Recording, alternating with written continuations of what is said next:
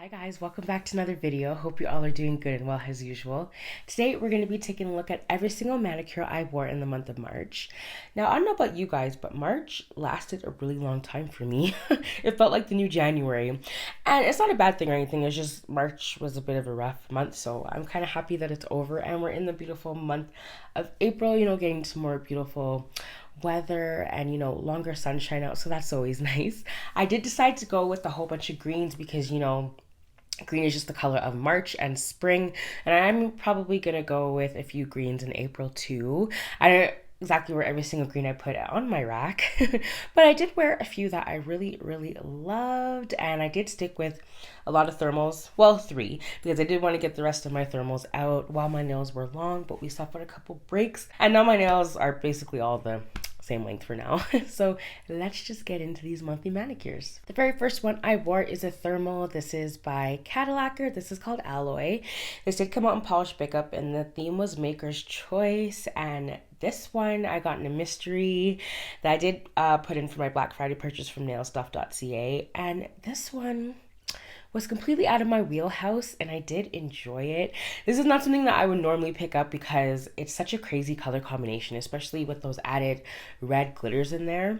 Very interesting. This is a tri-thermal, so it goes from like a evergreen kind of to like a lime green to a mid-tone earthy green. I actually was gonna get a thermal that KB Shimmer is close to. It's called Aloy there, but I really like the added addition with the green glitter, so I think I'm gonna skip that one out and just keep this one. I really enjoyed this, and Madeline the Maker did a great job. Her crazy color combinations are always so interesting and out of the box, like I said, so really enjoyed this one. So that was Cadillacquer's Alloy.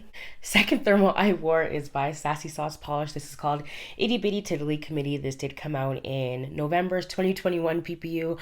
I think it was based off board games, and I honestly don't know what the reference was for this board game. If you guys know, let me know, or if that was even the theme. I'm pretty sure it was though. But this one was so cool. This is definitely another ugly pretty I'm adding to my collection. I did get this because I love this in both states.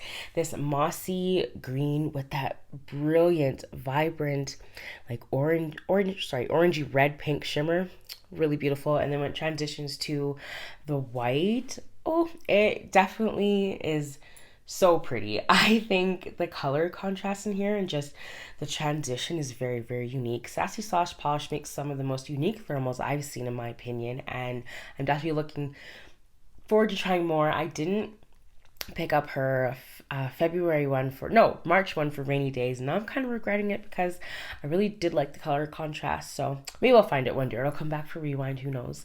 But I did enjoy this one, really cool. So that was Itty Bitty Tiddly Committee. Next I went for a mainstream by Glaze. This is Give Me the Green Light, and man, I've wanted this polish in my collection for so long, and I randomly found it at Walmart after searching online for so long. It was, hiding in plain sight, basically. It's quite base heavy, so it does require 3 coats, especially if your nails are long like mine were at the time.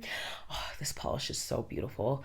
Absolutely love it. It looks like sparkling lights on your nails. Really good for Christmas time.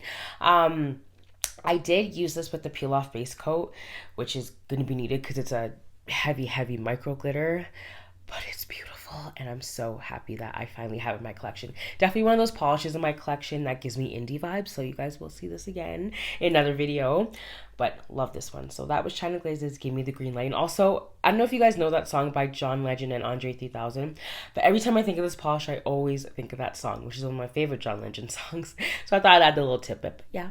So love this one. Fourth one I wore is by Rouge Lacquer. This is called Happiest Place on Earth. This one just looked like money on my nails, I felt like this was a very expensive looking manicure. I'm such a dork, but seriously, I really like this. It was really nice. The formula was much better on the green one than the blue one of this polish, but I still really like both. Like I said, I just love this trend of black flecks in polishes. It is amazing and adds such a special and unique touch to any polish. It's just so attractive looking. Love this, and I thought it was perfect for St. Patrick's Day. Originally, this was going to be my St. Patrick's Day mani, but I went with another one, and definitely I think it was perfect for spring and just for the festivities. So that was Happiest Place on Earth by Lacquer. Fifth one is Cadillacquer's Rainy Zurich. Okay, now this one was pretty much a really highly anticipated one I wanted to try in my collection because when I saw the transition on this guy, I knew I wanted it.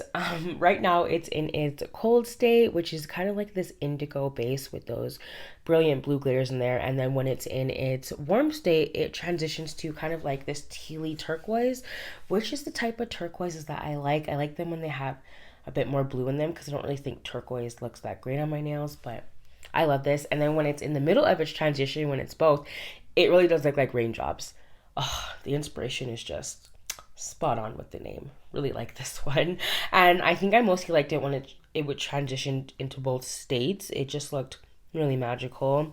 If it loses transition, or if it loses transition in both states, that would be a dream. Wouldn't it? For every thermal polish, wouldn't that be a dream? But anyway, love this one and definitely want to get on my nails again. So that was Cadillacquer's Rainy Zurich. The very last thermal I wore is from Painted Pretty Polish, which is a Canadian indie brand. This is called Zebra Stripes. I never thought I would think a neutral thermal would be so cool on my nails. I love this, and it instantly turned into one of my favorite polishes in my collection at the moment, and definitely one of my favorite grays. I thought this was really unique. It even has these like little red little white dots in there, which I thought would come out in the transition kind of as like little peekaboo glitters or something. It didn't. I think that's just kind of like the polish settling, but I thought that would be a really cool effect. Either way, really like this one. And this is Rainy Zurich was actually the manicure that I suffered a break. So you're going to see my middle finger in the swatch that it is, a bit shorter, but yeah, I do think she still has it in her shop, but I do know that Fancy Gloss has a thermal called London Fog, which has the same transition. I think it's a bit stronger, but I really liked this one, and I just, chef's kiss, definitely a favorite. So that was the Painted Pretty Polish's Zebra Stripes. After that, I had a bit of a mainstream March, starting with Orly's Elysian Fields. Now, I posted this on my Instagram, and I captioned it like, "Looking at you, Hillary from Mediocre Man." I think everybody knows this is one of her favorite greens. So I did, kind of captioned it at her and just said, "Hey, I'm wearing it." But yeah, I knew I wanted this one as soon as I saw it come out in September or August last year. So beautiful. I love ugly pretties. They're just so unique and really are an attention getter on your nails. People will ask you what is on your nails. Even if they find it gross, they'll ask you what's on your nails. And I love that. I really want to try it matte. It's beautiful. I think it goes really well with everybody's skin tone. Even if you don't like it, I think it'll complement your skin tone really well just because it's so unique. But yeah, love this one, and definitely was a favorite during the month. So that was Orly's Elysian Fields. The second Orly I wore was my St. Patrick's Day manicure. This is Nouveau Riche, and definitely one of my favorite greens from Orly. The formula on this, I cannot go on about how perfect it is. Tons of compliments on this one too.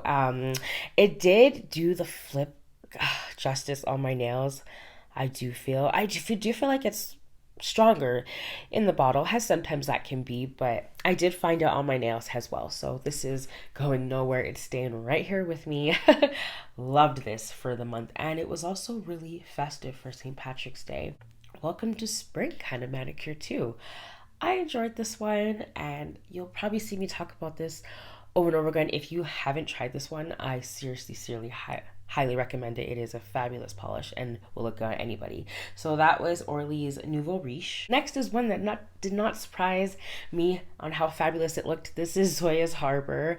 I love creams like this that kind of have a dash of a different color in it. This is a very, very pretty, kind of like a deep toned robin's egg. I loved this, and it was definitely giving me Easter egg vibes. So I've topped it with Crystal Designs Rorschach Topper, and I know I'm saying that wrong, you guys, I know. But I absolutely love this combo. It looked like a speckled Easter egg, and I wore this for a week in March. Probably why I didn't get more manicures in, but I loved this, and I got tons of compliments on this color. I highly recommend Zoya. One of you guys mentioned in the comments that it stained, and thankfully it didn't for me, but You know, if you guys do pick it up, I guess it has the potential of staining, which sucks, but you know, if you know beforehand, preventative measures, right? So that was Zoya Harper with Crucible Designs Rorschach Topper on top. Okay, this one was my favorite manicure I wore this month. This is Essie's Tropic Low, and I put this in my top polishes that came out last year, and I knew I was right because this one this one was one of the manicures that I got the most compliments on. Loved it. This just glowed in the sun. This is the reason why I didn't pick up Sweet and Sour Lacquers. What Are You Doing in My Swamp is inspired by Shrek. And I don't think they're dupes, but I think they're close enough where I wouldn't need both. And I love the fact that this was from a mainstream, one of my favorite mainstreams, Essie. They did this polish justice. Absolute justice. And I haven't bought a lot of Essies in a long time, but if they keep coming out with finishes like this, I will swoop them all up. I could use this in a silver. I could use this in every color of the rainbow. Could you imagine this like in a black or something? Like, actually, I could probably use this as a topper over black and see how it looks, but definitely this is just a favorite of mine for the month. I fell in love with it and wore it for a very long time. Loved it. So that was Essie's Tropic Low, and probably one that I'd put on my summer rack too. Okay, so first of all, I have to say a big thank you to the person that suggested I purchase this in Polish Pickup of January this year. No regrets. This is Lumen's Wild Moon. I am digging shimmers lately, and this one completely fit my itch for more shimmers.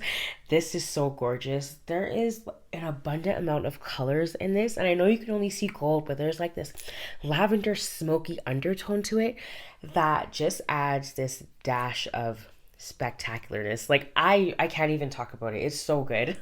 Hoping my swatches are indicating just how gorgeous this polish was. I was having my doubts about getting it, but it did remind me of a polish from Polish for Days, which is the flaky version of this, I feel like. So it's called Towards the Light. But oh my gosh, so in love with this one. Ew, I could gush about it all day. So yes, thank you to the person that suggested it, because it was a great suggestion and you were reading my mind in that video. So love this. Can't say enough good things about this polish. It was so good. So that was Lumen's Wild Moon. And the very last manicure I wore for the month of March was a fabulous palette cleanser. This is 90 Lacquer's Dragonfruit Freeze.